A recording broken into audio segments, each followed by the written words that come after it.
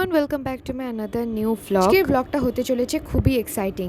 আজকে আমি তোমাদেরকে নিয়ে যাব আমাদের শিলিগুড়ির সবথেকে ফেমাস অ্যান্ড পুরনো মেলা, সেটা হচ্ছে বৈশাখী মেলা। মেলাটি প্রায় 33 বছর পুরনো মেলা, আর এই মেলাটা বসেছে আমাদের জলপাই মোড়ে। আজকে আমার এই ভিডিওর মূল উদ্দেশ্যই হচ্ছে এই বৈশাখী মেলাটা ঘুরে তোমাদেরকে দেখাবো অ্যান্ড এক্সপ্লোর করবো এখানে কিরকম স্টল বসেছে। অ্যান্ড প্রবেশ মূল্য তোমরা নিশ্চয়ই দেখে বুঝেই গেছো, 10 টাকা।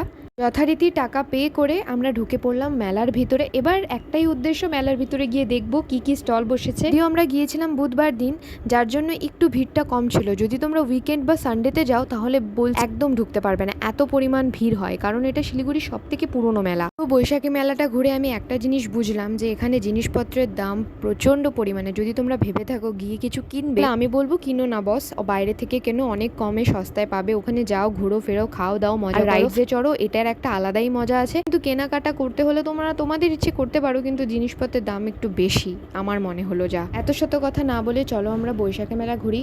আর বৈশাখী মেলা মানে হচ্ছে আমাদের কাছে একটা ইমোশন ছিল, প্রত্যেকটা শিলিগুড়িবাসীর মনে একটা ইমোশন যে গরমকাল পড়লেই বৈশাখী মেলা আসবে, বৈশাখী মেলাতে যাব, মজা করব। আর আমার ছোটোবেলা থেকে আমি এই দিনটার জন্য না ডেসপারেটলি অপেক্ষা করে বসে থাকতাম কখন আসবে আর আমি বৈশাখী মেলা যাব, রাইডে চড়বো, কিছু একটা পুতুল টুতুল কিনবো।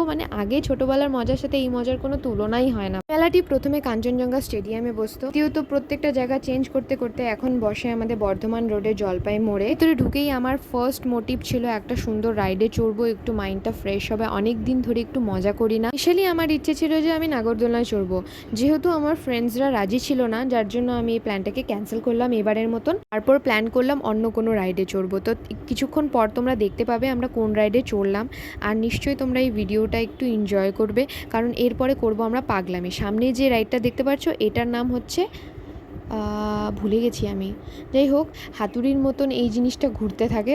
না কোনোদিন এই রাইডটাতে চড়িনি, ভাবলাম একবার চড়বো, কিন্তু দেখে একটু ভয় লাগলো, কারণ ভাবলাম যদি আমার মাথা টাথা ঘুরে যায় তাহলে আমাকে এখানে কে দেখবে। ওটাতে চড়ার জন্য কেউ রাজিও ছিল না। তারপর ফাইনালি আমরা ডিসাইড করলাম যে নাও এখন আমাদেরকে একটা রাইডে চড়তেই হবে।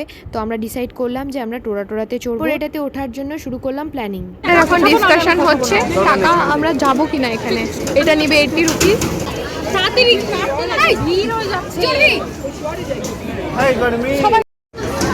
এইদিকে যে থাকবে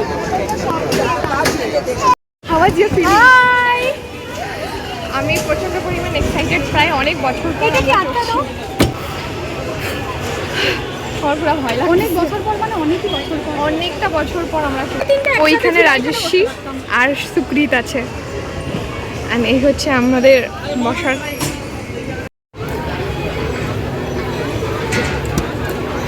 চড়ার আগের মুভমেন্টে গাইস, এরপর আমি জানি না ব্লগ করতে পারবো কিনা, আমার শরীর কেমন থাকবে। ফোনটা ভিতরে ঢুকবি তুই, কইরে গেলে কিন্তু পরে বলবি না। ফোন কিনে দিবি তো তুই, আইফোন বললি না, কালার একটা রূপ।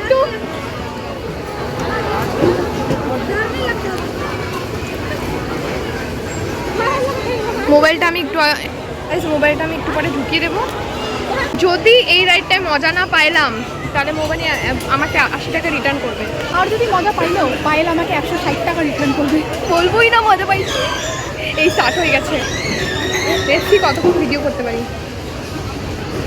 ফোনটা যদি পড়ে যায় আমার বাড়িতে, আমার বাবা মা বমি করে গেঞ্জিটা এইভাবে টাইনে ধরবি মানে 2000 years later. না এই রাইডটাতে চড়ে কেমন ফিল হলো? হ্যাঁ ভালো ফিল হলো, কিন্তু অত ভালো লাগে সিরিয়াসলি। আমার তো মনে হলো 50 টাকা নিলে বেস্ট ছিল।